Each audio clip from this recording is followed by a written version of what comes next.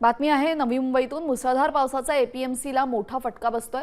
बाजारामध्ये भाजीपाल्याची आवक मोठ्या प्रमाणात झाली असून ग्राहकांनी मात्र पाठ फिरवल्याने भाजीपाला पडून आहे।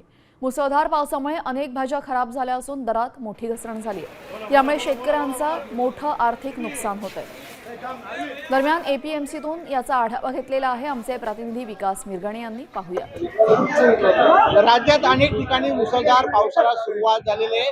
आठवड्याभरानंतर आता पाऊस पुन्हा दमदार सुरुवात करताना दिसून आहे।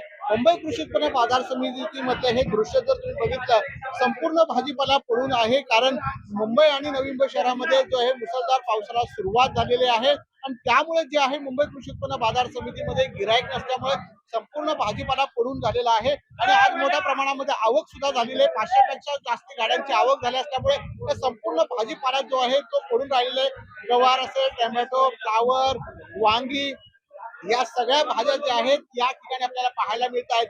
मात्र गिराईकच नाही आहे आणि अशी परिस्थिती त्यामुळे व्यापाऱ्यांचं आणि शेतकऱ्यांचं मोठ्या प्रमाणात नुकसान होत आहे। कारण मुंबईतला, नवी मुंबईतला, ठाण्यातला जो ग्राहक आहे तो व्यापारी जो आहे या ठिकाणी भाजीपाला खरेदी करण्यासाठी येत असतो आणि मुंबई कृषी उत्पन्न बाजार समितीतल्या अनेक व्यापारी जो आहे इथला व्यापारीचा माल घेऊन जे मुंबईच्या दिशेने जात असतात आणि हॉटेल व्यावसायिक सुद्धा मोठ्या प्रमाणात येत असतात। पाऊस असल्यामुळे त्यामुळे पावसाचा परिणाम जो आहे मुंबई कृषी उत्पन्न बाजार समिती मोठ्या प्रमाणात झाल्याचे दिसून येते। त्यामुळे भाज्यांचे दर सुद्धा घसरले आहेत आणि मुंबई कृषी उत्पन्न बाजार समितीमध्ये हा संपूर्ण भाजीपाला जो आहे पडलेला आपल्याला या ठिकाणी पाहायला मिळतोय।